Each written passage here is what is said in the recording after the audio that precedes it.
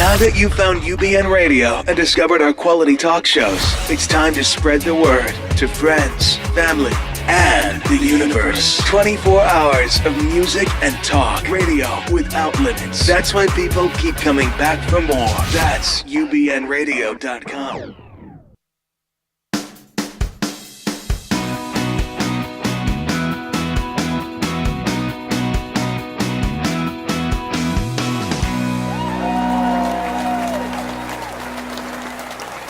Welcome to Distill It with RichardListens show. I'm your host, Peter Sobey, and we are very happy to be here today on Monday, February 6, 2017, one day after the Super Bowl. And before we get talking about all that stuff and our topic for the night, let's bring on the experts of Distill It with RichardListens show, starting with the doctor himself, Dr. Richard Oberger.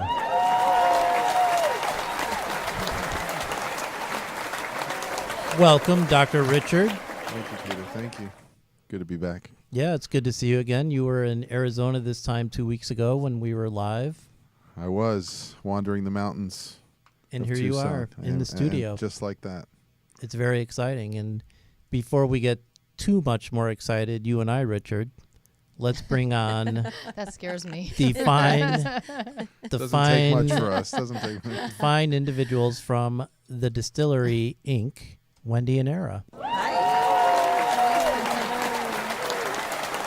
Thank you, guys.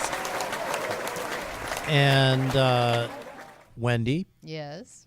as you have vowed to wear a different hat to every show, tell us a little bit about this hat. I love it. Oh, thank you so much. Well, this is straight out of London, one of my favorite little shops there.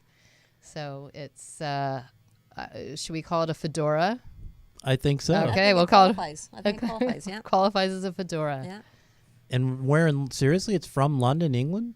Well, yeah, I lived there for 10 years. So many of my hats will be hailing from the UK. Wow, that's very exciting. Yeah. I learned something new. You didn't know I lived in the UK for 10 I years? didn't know that. Oh, no. yeah. It is super That's where we cool. met for the first time. Yeah. Oh, London. wow, I didn't know that Yeah. either. Yeah. Wow. And you've got a new hat on this week too, Eira. I do have a new hat on this week. Wow, Yes. how observant he is. It's just plain black from the U.S., made in America. I do want to add, though, if we're ever in a position to talk about cricket, I'm so happy to do so.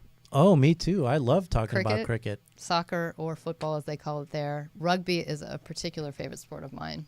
And I know that Interesting. Eira is also well-versed in it, Yeah. but Wow, that could be a good future show, like sports from around the world. Around the world. Exactly. I like that a lot. Yeah. Nice. Yeah. Okay. Put it down. Yeah, in fact, movie recommendation from Richard Listens. If anyone has not seen Lion, there's a scene with a boy adopted from India and his parents from Australia playing cricket together. Yeah. So, Oh, Yeah. nice. so And actually, one of my favorite Indian films was from 1999, maybe. Okay. It's called Lagan. It's a 3-hour film, but it's about turn of the century, 18th century, when England occupied India, and this ragtag group of Indians put together a cricket team to beat Sure. the English team. Yeah. And it's like a great big musical, but it's a great it's like Major League. It's like a great World Series sports movie. Have fun. Yeah. wow. So we'll have a great show Yeah. in the future talking about sports from around the world. I look So- forward to it. And speaking of hats, on a final note, I'm wearing a Chicago Bears hat. And if Richard's hatless tonight. I didn't get the again. memo. I had the hat last time. And but yeah, I'm wearing mine in honor of the fact yesterday was a Super Bowl, and I'm just kind of putting some mojo out there that my 3-13 Bears can next year be in the Super Bowl. So Anything yes. is possible. Really, is. it truly is. If the Patriots could win last night, then it is possible for the Bears It to is. maybe make it next year And we're gonna or say sometime in the next 10 years. Yeah, exactly. And we'll say a little bit about the Super Bowl. First of all, I want to welcome AJ Collier, my old high school friend who's always tuning in. I love AJ. So reliable. Yeah. Yeah. He's always with us. And we got Mike Swimney joining us. Yay, who Also Mike. reliable. Yeah. I think Wendy Nice. knows him well. And, Shout out to David. and we are on Facebook Live at facebook.com RichardListens. So even though you might see it shared on the distillery page or on my personal page, if you want to check in and write a comment or ask us a question, do it on the facebook.com Richard Listens page. And I've got it set up right here, and hopefully we'll mention you, and hopefully we can get your question or your comment if you check in. You could be fun, whatever. Give Richard a hard time for not wearing a hat. Whatever you like. So, yes, the Super Bowl yesterday. Awesome game. Really, I mean, truly incredible. Yeah, I mean, words cannot describe, I think the whole world thought with 2 minutes left in the third quarter and the score is 28-3, that's it, game over. And they score one touchdown and have an onside kick and don't get the, it's like the Falcons got the ball at midfield with a 28-9 lead. It's like, forget it. I think for me, the whole game was a metaphor for life. Absolutely. And how you really just have to know that you can win despite whatever is facing you, whatever challenges are there. It was really incredible to watch how the team pulled together, how they didn't give up, how they didn't beat themselves up. It was a really spectacular game. And I have to say, I really wanted the Atlanta Falcons to win. So I was not pulling for the Patriots. But I always pull for a great game, and I got to tell you, it was so exciting. Yeah, it was definitely it had to be the best Super Bowl. I mean, the Seahawks New England Super Bowl was very exciting up to the end there, but this was and in fact, have you ever seen Bill Belichick so animated? I think he was even as cool as he wanted to be, I knew we could win. I've never seen him so emotional and animated at the end of a game. Yeah, totally agree with you. It's a fun thing to watch. I think he was even how the F did we just do that? Well, I think he was probably well aware that the chances, I think the win probability at one point was 95.5%. And he knew the situation. Once they missed, and they executed a beautiful onside kick, but it touched the kicker's leg. And at that point, the odds were completely against him. How about when they missed the field goal? Not the field goal. Sorry, the extra point.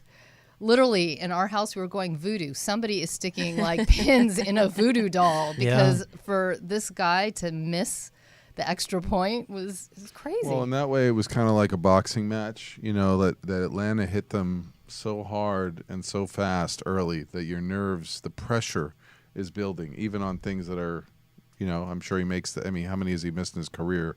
Probably just 2 or 3. Well, he missed 5 all year, which is kind of a lot, but still. Well, they've moved it back. They moved back the extra points to make them harder, but he's a very high percentage kicker. Yeah. But the pressure was on them on every level, on every play, and Atlanta, when they were making turnovers on defense, was very un-Patriot-like, turning the ball over. Tom Brady a pick 6. And then Julian Edelman nearly dropping every ball that was thrown to him for 3 quarters. And Brady was getting pressured, and you could just see they don't quit. They don't have that mentality of giving up, despite it looking continually like you're not going to come back. They were going to play. Yeah. They play every snap. It's an amazing thing to watch someone who's so rooted in their certainty about what they can do, what they've been trained to do, what they practice, and what they execute day in and day out, and regardless of what was showing up on the scoreboard and what the first half indicated. Yeah, absolutely. And you could tell that from you talk about the last game versus Seahawks. I mean, it's the same thing. And here they are, whatever it was, first or second and goal at the 1 when they intercepted. Malcolm Butler intercepts that pass. Yeah. And that's a play you practice. I mean, it looks like, how many times does the offense score when they're in your 1 yard line and have 3 or 4 chances? Probably a 95% chance. But they practice every day. What happens if they're in a pass formation? And and I'm sure that the coach breaks down what you can do to disrupt a pass play, and it was genius. I mean, it was, so the fact that they stay in a very situational, relaxed preparedness, even in the highest stakes situations, I think is what will go down as, the coach. And Bill speaking Belichick's from legacy. a sports psychology angle, like you were earlier, Dr. Richard, the fact that Atlanta really kind of succumbed to the pressure. I mean, they weren't putting on blitzes. They were giving Tom Brady the same look they weren't even challenging. They were prevent defense. And when you talk about it that way, it makes me think of the Olympics and maybe ladies can speak to this more, but when some of the runners would be, some of the commentators would be like commenting on the Kenyan racers, the long distance runner, and say, "Whoa, she's got a lead, but she came out way too fast." Yeah. And in a way, I mean, that's Atlanta's style, and they ran Green Bay off the field, and I mean, you got to be impressed with their offensive numbers. We're I think first and second league in a lot of categories, but in a way, in the end, the fact that they would not deviate from their style. Right. And it's easy to play Monday morning quarterback, but since I've got a mic, the bottom line is and it is Monday. It is Monday, and I'm playing quarterback. So the bottom line is that they did not run the clock, force Belichick to use timeouts, or just even get those extra 3 points, which in the end would have put them over the top. Yeah. They're younger and inexperienced. That's what you're talking about. See, that's what we talked about earlier. I mean, you see the Patriots, and there's a collective wisdom there in terms of years and time put into the game, and you could see the difference. The Falcons, lost the game in their heads first, and then that was it. Yep. It manifested on the field. Yep. Yeah, and it's not always spoken. It could be, some of it could be age, and some of it could be times being to the dance. But some of it is like the fact that there are enough Patriots on each line and each unit that have we've been here, and we succeed and we win and we play to the end. The fact they have this kind of pedigree now for this generation. And whereas Atlanta, you could just feel it. Here is this steamrolling train coming at you that won't give up. Yeah. And you're just trying to hold on. Yeah. And they made some mistakes. And I'm not saying that most of human beings wouldn't, with that kind of ferocity coming at you. But in the end, they got them to make mistakes. When we're talking with some of our clients, and we talk about this real unique gift that athletes have over their non-athletic counterparts, and this is one of them. They know how to do just that. When they have obstacles coming their way, when they're trying to figure out how to come back from behind, they know how to do that on the field. And so it's just taking that gift and being able to apply it, repurpose it somewhere else. Yeah. So we talk about this all the time in business. Yeah, and it's really it's a tribute to the athletic mind, actually, to be able to see that regardless of where you're at, you can still win. You can still get over it. Sure. Stick to the game plan. Keep pushing forward, and visualize that you're winning it. That the Patriots, they were all in their head going, we still have a chance. We're still in this until the final whistle blows. We are in this. Yeah. And so often we don't do that as individuals. You collectively shut down, or you shut down before you're even near the end. So it really was, like I was saying earlier, a metaphor for life and what's possible in life. And this game will be the new barometer for sports and for life. And hey, look what the Patriots did in the Super Bowl. Yeah. Come on, let's do it in life. Well, especially the moment when Julio Jones catches that pass, which is just an act of beauty and grace, and they played the best possible defense on it. And it'd be so easy to drop your shoulders there. Yep. Yeah. Individually, collectively, be like, we did everything, sure. and it's not our day. Yeah. And that's the exact moment when they pushed back. Yeah. And that just takes so much, just belief and perseverance. What is that? I mean, and you must see it all the time with your clients, because you work so much of the time with athletes, and so you see this. They're talking to you about this, I'm sure. What is that mindset that allows them to be able to push through that way? I mean, there's got to be something that Belichick knows about the ingredients of the personnel that he chooses, and the way that they carry themselves. I mean, I think there's a certain shake it off and take the next step. I mean, they know they are not going to win every time, and they're not going to win every time versus these elite receivers, particularly defensive backs. And they probably didn't think they were going to stop Atlanta. I mean, I think there's just this confidence and this grittiness, and some of it is conditioning, that you can keep performing. And some of it comes down to belief in your leader. When you have Tom Brady, I think they all have this kind of belief that he can pull you back from anywhere. Yeah. And the coach too. You have these kind of leaders that you look to the side when you come off, when you're tired, when you're down, when you're behind. And you could see, I was following the camera. You could see Belichick was going over to individual players. And he didn't look angry and mad, for all his persona of being the disgruntled man. He was coaching. He was really working over there. So he may have felt like it looks really bad, but he was checking on what he was seeing, and he was studying. So great, yeah. Again, this is from a distance what I was assuming was going on. But even Tom Brady, you could tell, was doing some pretty internal reflecting after getting beat up quite a bit, and it'd be quite easy to be in the past. Maybe we've seen him scream at his linemen and stuff, but you could tell he knew what the moment was. He knew what this opportunity was for him, and he knew he made a mistake. Yeah. And yet it was like locked in. Yeah. You have athletes that come to you and are struggling with this mindset, and if so, then what do you say to them? How do you help them make that switch? I mean, if they come to you and say, "I don't know how to push myself forward when I'm coming from behind," how do you help them make that switch? What is one takeaway, for example, we can give our audience tonight?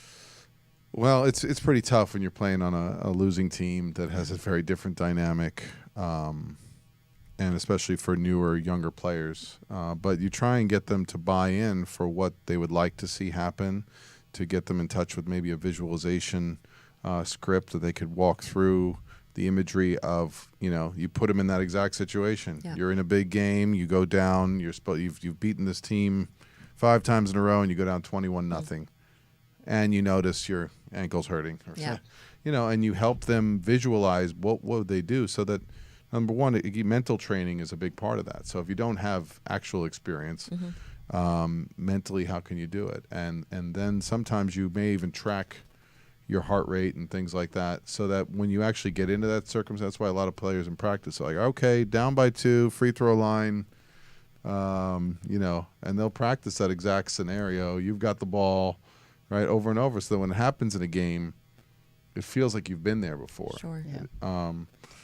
So that's some of the circumstance. And actually, one of our AJ Collier checked in and said he shared a Marv Levy quote with us that says, "Persistence can change failure into extraordinary achievement." Love it. That's a great Marv Levy quote. Yeah. And he went to the Super Bowl 4 years in a row.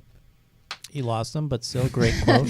He was persistent. Thank you, AJ. He was very persistent. Exactly. Chris Johnson checked in. He says, "I'm with you, Dr. Richard." And we could talk about the Super Bowl the entire show, but we do have a topic tonight we're going to talk about. And that's kind of linked to it. That is kind of linked to the Super Bowl. Yep. And really quick, before we tie the Super Bowl in with our topic of the show, I do want to say that someone who follows our show, Mr. Terrell Owens, I'm personally very dismayed that you did not get into the Hall of Fame this weekend. I think it's completely well-deserved. 5-time first-team All-Pro. He's second most receiving yards in the history of the NFL, third most receiving touchdowns in the history of the NFL, and he's still not in the Hall of Fame. But we love you. You deserve it.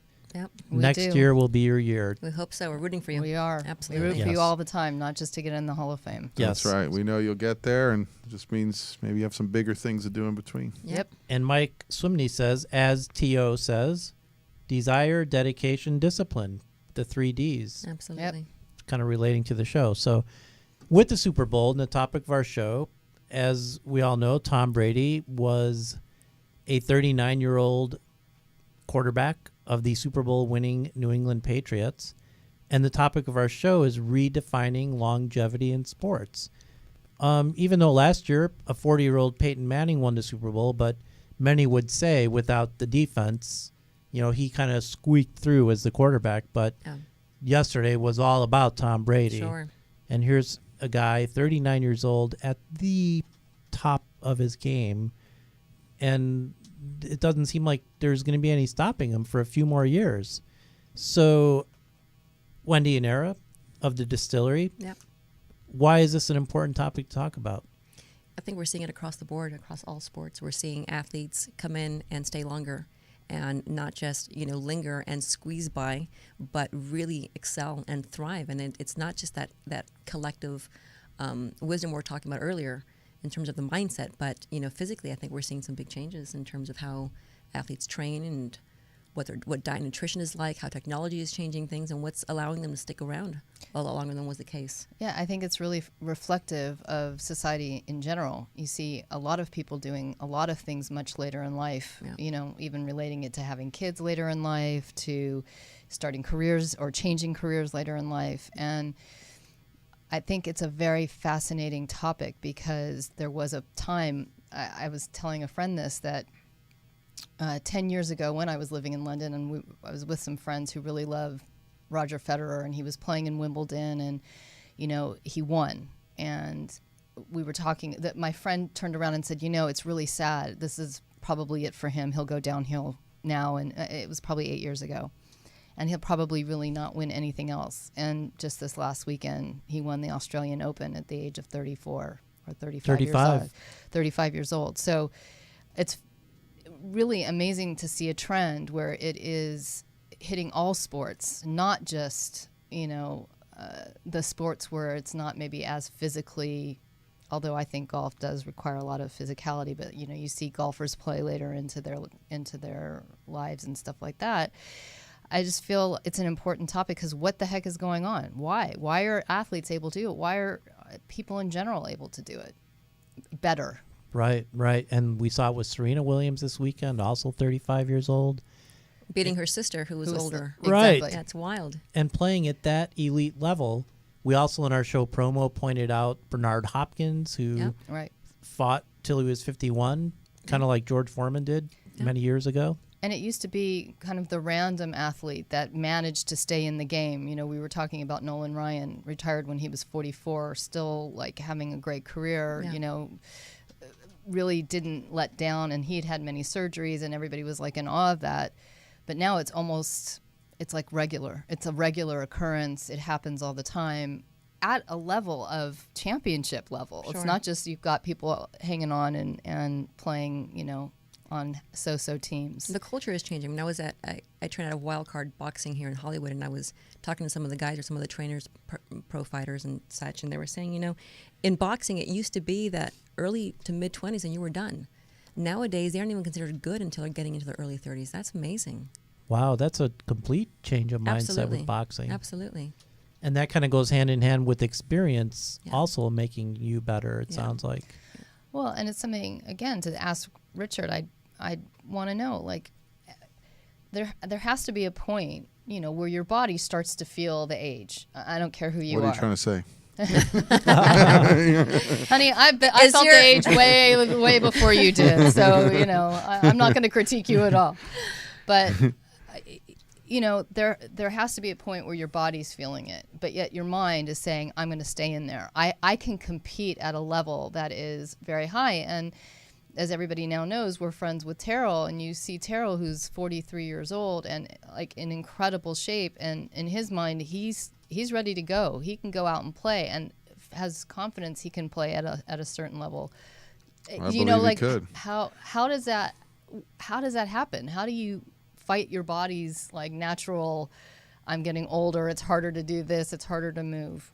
And Dr. Richard Alex Brito just joined us, so I'm sure he wants to hear the answer to this.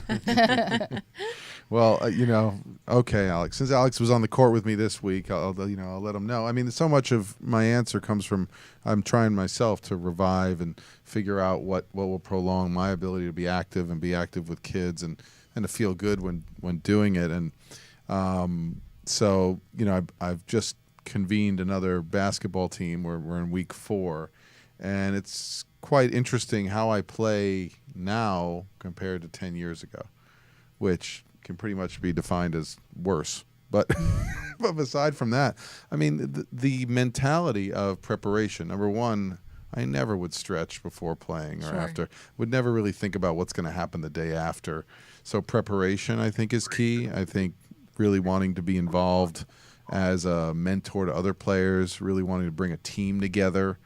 Different aspects maybe of leadership, and you could feel that with Peyton Manning in football. That I'm sure he knew he couldn't throw certain routes the same way he could, and the body wasn't doing it. But trusting your team, he also did what was expected. He could manage the game. He could read defense. His mental game had only gotten better.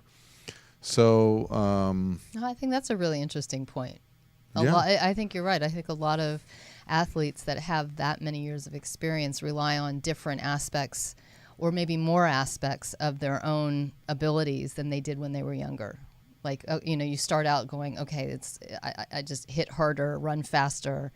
And then it becomes, okay, well, maybe if I'm not going to run so fast, if I think better, I think outwit the opponent. Yeah, and I don't know that everyone can make that transition. It may be really difficult to talk, we talk about transitions a lot. It may be really difficult to talk about someone who's, always been the leading scorer on their team Sure. and always been able to outmaneuver and been faster to make a transition to a different role. Right. I saw, Jason Kidd flash on our graphic before, who he was when he came out of, I believe it's Cal Berkeley, compared to who he was for the Knicks when he brought them to the, number one seed in the playoffs in his last season, I believe. He was, relatively much slower. Yeah. And he changed his game completely and became almost like a player coach. Yeah. Which was something I think players did a lot back in the 70s and 80s. It was almost like before you leave, transition. Be a part of the team. Maybe you don't play as much, but you're mentoring. So I think it depends on the sport, too, because in basketball, I know I wrote a blog at Peter's direction on Elton Brand. He retired at 32 or something because there's so many younger players coming along. Whereas people even in this year's Olympics, I think Bernard Lagat was 41 or 42 running and beating out 20-year-olds. Yeah, exactly. Because he has the wisdom of how to pace himself and probably knows his body, knows how to train. So it's a rare specimen, but those individuals, they're mental, probably understanding when not to push, how not to overtrain. And speaking of the mentality and Olympics, AJ gives us another quote from Jackie Joyner Kersey. Age is no barrier. It's a limitation you put on your mind. Wow. And there is so much we can explore about the mentality of it, but I would like to take this opportunity to welcome a call-in guest. We have David Bannick, who is he is the co-partner and celebrity trainer and fitness expert here in Studio Gym in Beverly Hills, California. Welcome, David. Hey, everybody. Thank you for joining us. Hi. Thank you for having me again. And David was a guest in the studio on the former Richard Listens show about 4 or 5 months ago. And he's a good friend of Dr. Richard's. He is. Yeah, I'm enjoying the show very much. Great topics. And like a true athlete, David drove in to make this phone call. That's how athletic he is. Yeah, that's right. All the way to Palm Desert. And now, Wendy, you wanted to pose a question for David to get us started. Well, hi, David. Thanks for being on.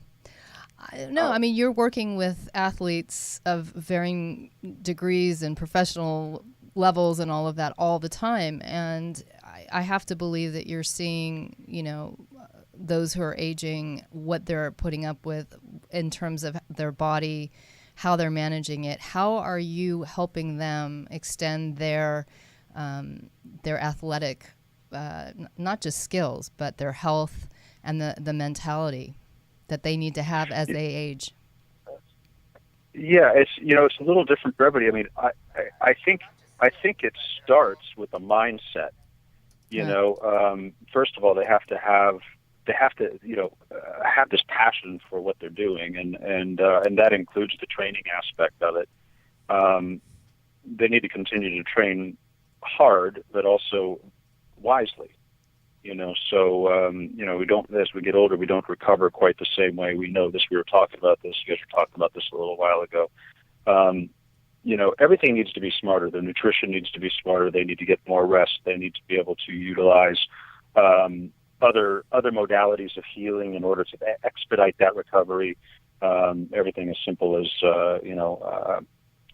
ice baths, perhaps, or which just sounds awful, and it is. If you've ever been in an ice bath. Yes. What are the frozen booths, not the ice booths or whatever, where you go in and it's 20 below? No, not those. No, I know. Those is what I'm saying. Oh, yeah, cryo. Yeah, cryo. Thank treatment. You. Yeah, no, all of that stuff, if it works for you, and that's the idea, too, is to find what works for them. If a client comes in and says, hey, I've had really good results in the past, using, acupuncture or something like that, well, you use that modality of healing if you can to help expedite their recovery. And so, and then, of course, nobody really likes to talk about it, and it's getting complicated, but we're learning more and more about it, is nutrition is the foundation of everything physical we expect from our body, and mental and emotional, of course. Yeah. So if an elite level athlete, especially an aging one, doesn't have that quite right, they're going to lose a step even faster. Yeah. Right. So most athletes you see that are starting to get older, you're talking about, Roger Federer, and even yesterday in Tom Brady, you see this excellence, even recently in the Williams sisters, they're doing everything right, off the field, off the court. They're handling it from an emotional standpoint. They're handling it from a nutritional standpoint, and their training is spot on. And it's constant. And we're getting. Go ahead. It's constant. I mean, it's. I think one of the things that certainly in terms of the research I've done and the people that I've spoken to, these are people who are willing to do in the off season what they do during competition season. So this is correct. A constant lifestyle. It's not like they take time off during the year at some point because they aren't competing and they get to relax. I mean, this really is day in and day out how they choose to live their lives.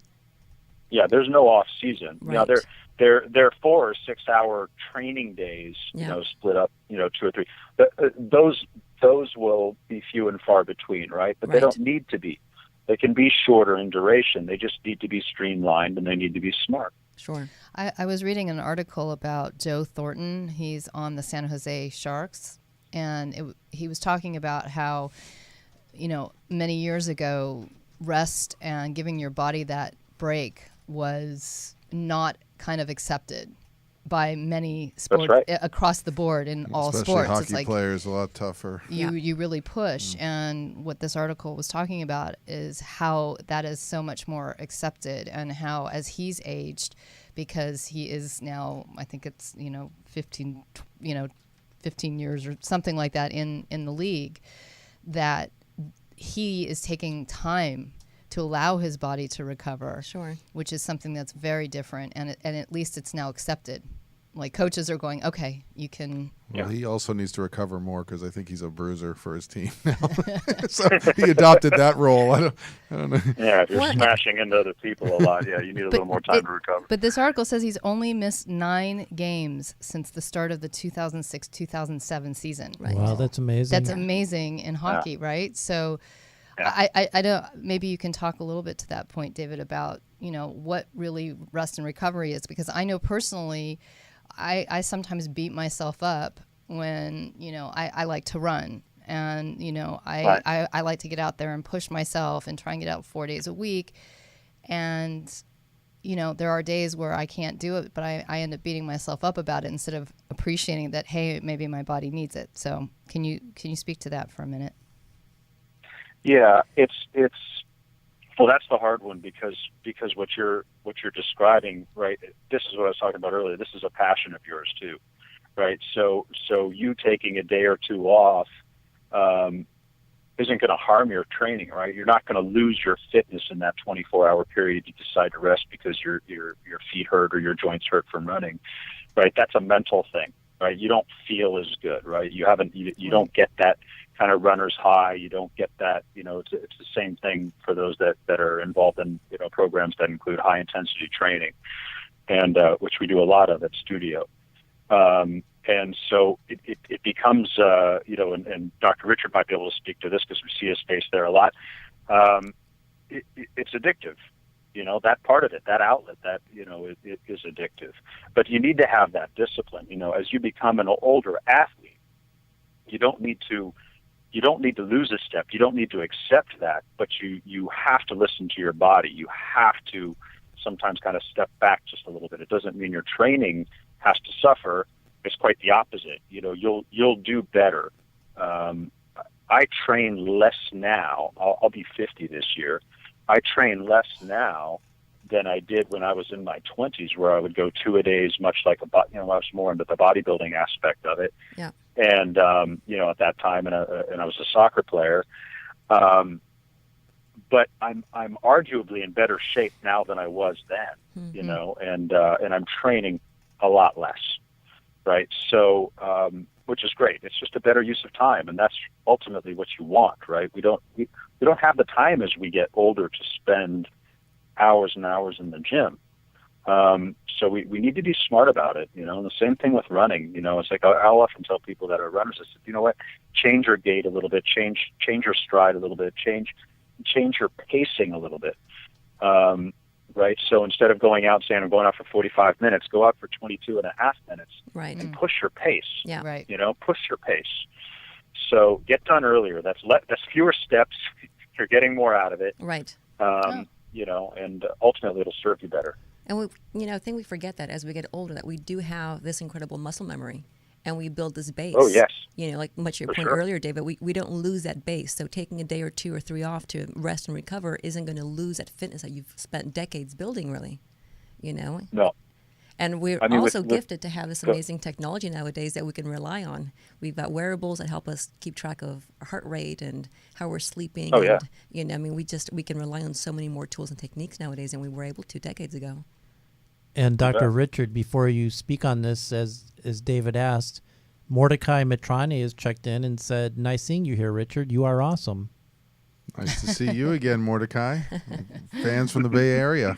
Are you in the Bay Area or L.A.? Either way, thank you for joining us. David, do you use technology much with your clients? A little bit. I mean, people approach me about it a lot. I used to use it more, but now when people ask me about certain pieces, I do recommend it. Especially for sleep patterns, that's helpful. A lot of them, help people with sleep patterns, to help people stay on track with their diet. Sure. Those are all very, very helpful. Yeah. But and then getting that 10,000 steps a day is very helpful for some people. Yeah.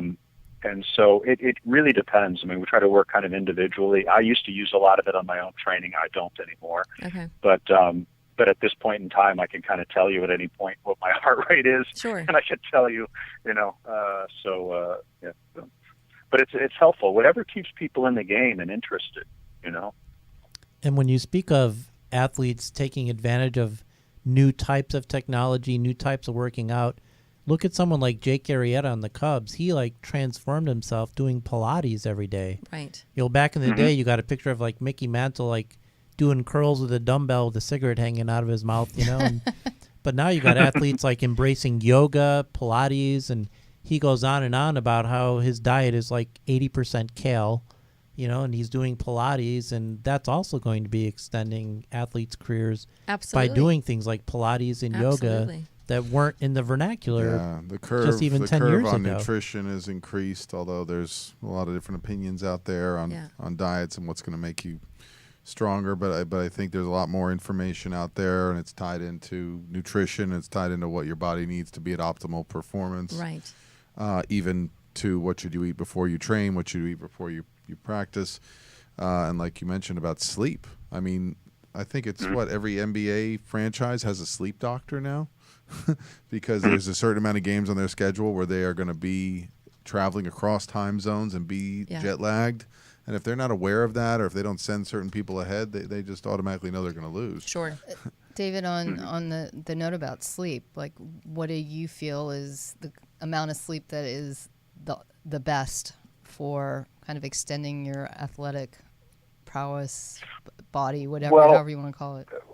Well, I'm sure that there are others that are more qualified to be able to give you an overall number, but for me, what I look at with my clients is, I'll ask them about their sleep and about their food. Almost every day when I see them, even if I see them every day, how much do you sleep? Over the course of time, we start to realize, okay, you know what, this individual does pretty well with 7 hours. I mean, we're living in the real world, and we're talking about, we're not talking about professional athletes who may get 12, 13, 14 hours sometimes during the course of the time because they're training twice, right? They're in their 20s, they're training hard, and they can recover that quickly. In the real world, when you have a business and you have kids and you have you have all of this stuff going on. Sure. It's very individualized, but I'll start to develop, an idea, when I'm working with my clients, and I'm like, oh, this person needs 8 hours or needs 9 hours, or this person does okay on 5 or 6 even. Right. There's some clients that are much older that don't get more than 5 or 6 hours a day. They don't really need much more than that. Right. Maybe they'd be healthier if they did get more of it, but just in terms of regular function, for me, I'll check. if I feel like I'm not recovering very fast, I'll kind of look back on how much sleep I've been getting or not getting. I have young children, so my sleep is not the same as it was, and then my hydration and stuff like that too. So it's an individualized situation. Very much so. I mean, there's probably something to be said about trying to get 8 hours a day. Here in LA, I don't know very many people who get that. Right, exactly. But it's a good reminder. I think at the end of the day, it's really listening to your own body, monitoring yourself, figure out what works for you. And going back to one of Richard's points, regarding nutrition, I said one of the reasons why so many athletes can play later now. A big part of it is nutrition, and it's no longer cookie cutter nutrition. It's no longer saying, "Hey, this is the diet that you must follow." Right? We can streamline it. We can go in and get a nutritional evaluation done on our blood, and we'll know exactly what we're lacking, exactly what we're producing enough of, what we're producing too much of, and we can balance that out and really streamline it. Yeah, it's wild. It's amazing. So we have about 10 minutes left of the show, about 9 minutes. Before we say goodbye to you, David, just one more quick question, because you're out there on the front line at Studio Gym in Beverly Hills. Are you seeing more older people come in that want to start a fitness regimen? Yeah, we are. Especially at Studio, it's a unique space, right? It's an incredibly beautiful space, but people come in and it's a training center. You look at it, and there's sleds and there's turf and there's big power racks and full of weights, and so sometimes that's intimidating to realize that the coaching of that is it's very specific to one's own individual goals, and so we are seeing more and more of it. People are coming in and they're we're talking about older, we're talking about above 40. We'll just throw a number at it, but we see quite a large number in that age demographic come through the doors. That's amazing. And David, we want to thank you again for coming on the show. And, we always like to leave our audience with some tips and motivation. So first of all, before we say that final goodbye, what tip or motivation would you give someone who, say, is, hitting their 40s or hitting their 50s or hitting their 60s? That want to get fit? I once had I'll tell you just a brief story that probably answers that. I had a client who was a Holocaust survivor who was well into his 80s, and I worked with him for several years, like 6 or 7 years in his 80s, to help him regain his mobility and be able to tie his own shoes and do all of this stuff well into his 80s. And he looked at me one day and he said, "You know what? I should have started with you 20 years ago." So the idea is that you're never too old to start. You need to start somewhere. Don't be intimidated by the gym. If something about that gym intimidates you, if it's people inside that gym, go find a gym that doesn't. Right? There's plenty of them out there. Or find a training modality like Eira said. She's a boxer, right? So find something, anything. It doesn't matter how old you are. If you're in the right place, you'll be supported, and it's never too late to start something. Absolutely. Great points. Thank you so much for that, David. Yeah, that's great advice. So, David, where can people find, what's the website for Studio Gym there? StudioGyms.com, and studio is spelled STUDEO gyms.com. Yeah. Amazing. Well, thank you for calling in and for all the great wisdom and advice and everything, David. Thanks, David. It was nice talking. Thank you for having me on the show again.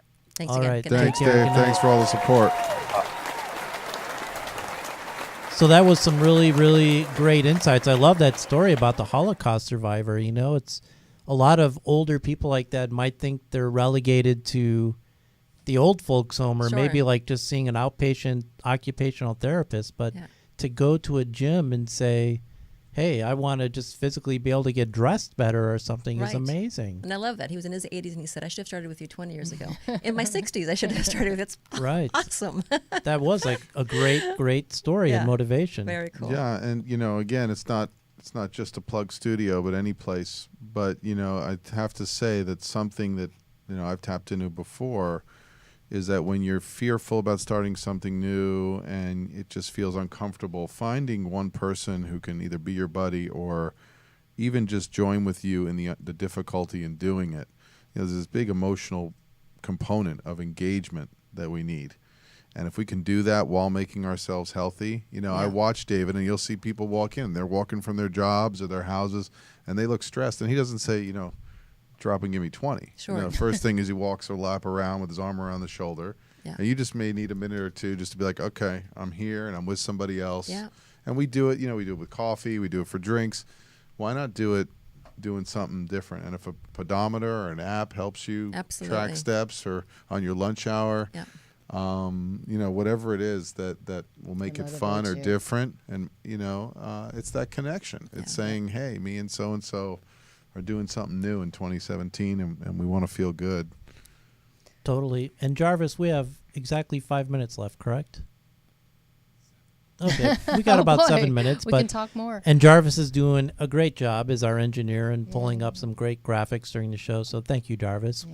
We always want to make sure that we acknowledge you, because sometimes the show rushes to a close and we're like, Jarvis. Yeah. So, before we end the show with some great tips and motivation of our own for the audience, being that our topic is redefining longevity in sports, we kind of haven't hit on the thing about the psychology and mentality of, when do I retire as an athlete, and what pushes an athlete to want to stay.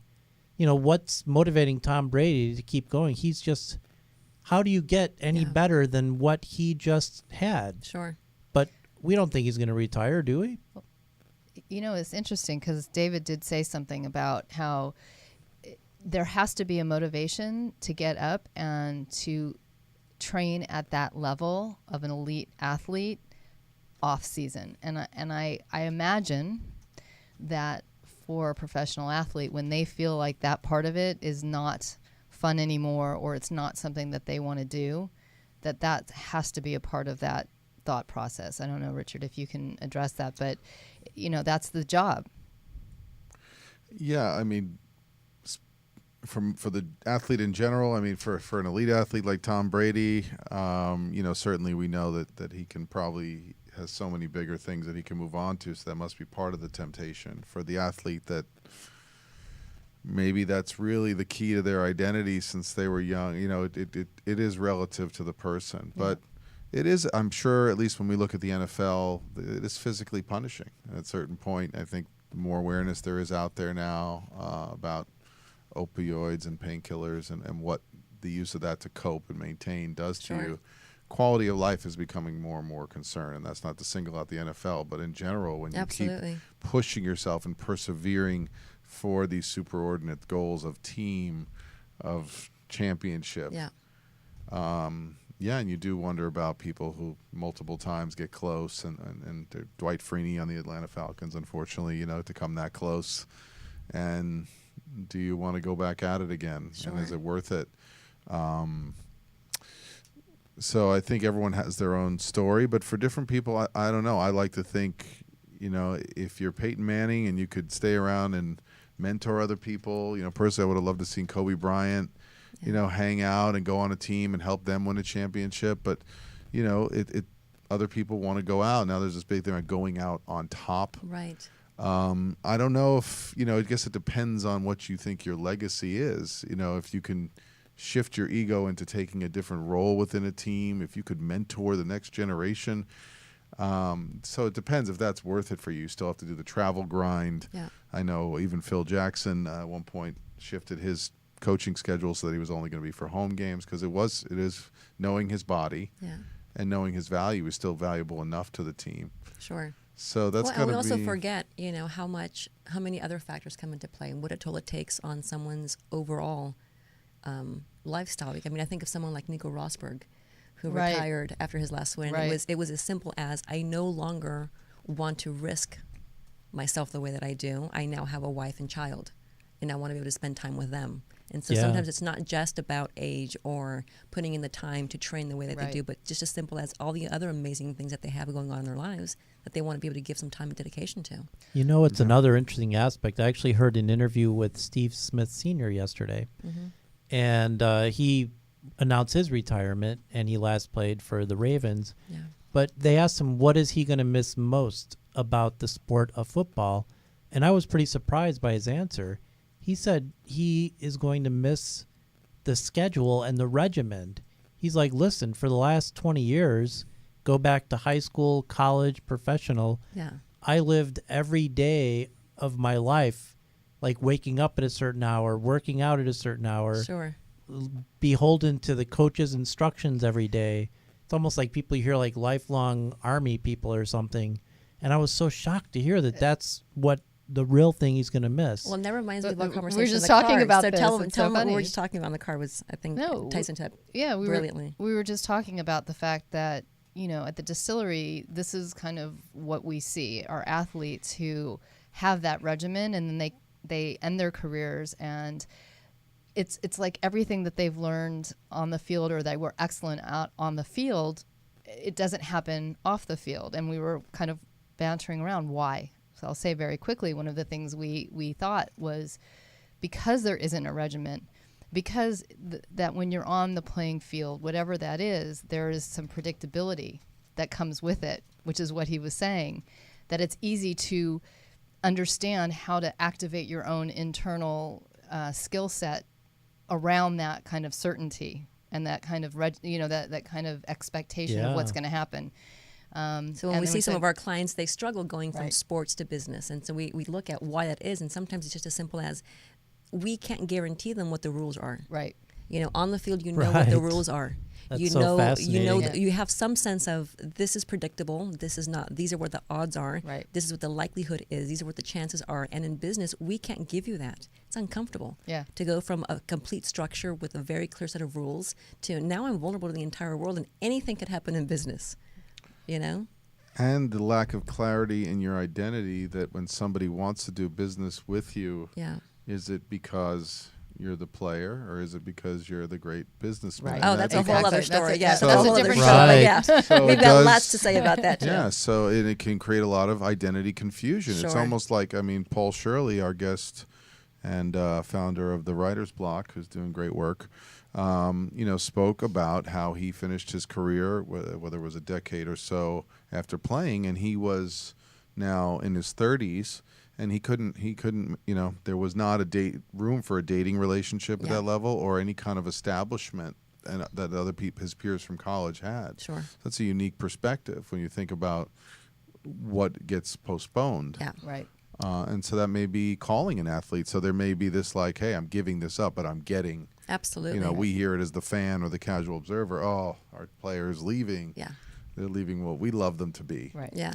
But So we gotta go. are going to start wrapping up with a couple of quick tips. Dr. Matthew Lefferman checked in, and he had a question. Richard will get back to you later on that. He wanted to know about what coach would motivate you, Richard, but we'll have to take that one off the air and in the comments section. But thanks for tuning in. Thanks, Dr. Matt. Congrats on the bar mitzvah. And we will be back live in 2 weeks on February 20th, and Richard and I Tom will be Coughlin. talking about a little road trip that involves some sporting news and events. Yep. But really quick, Eira and Wendy, leave us with a great motivation tip as far as I think we touched on our it topic. tonight, and it's certainly what we discuss in business when we're talking to our clients. You got to do what resonates with you, whether that's starting a new exercise program, whether it's venturing off into a new business venture. You got to do what resonates with you and not worry about what everyone else is telling you Beautiful. you need to do. Yeah. Be who you are, no matter what age you are, and only continue to do it if you're having a good time, if you're feeling it. Like don't do it because you think you have to. Yeah. And Dr. Richard? The older you are, the younger you need to get. Be open, be flexible, be willing to learn new things, Yep. be willing to work on your weaknesses, and be, willing to share your strengths. I love it. Thank you for joining us on Distill It with Richard Listens, and we will see you live in 2 weeks. Good night, everybody. Good night. Thank you.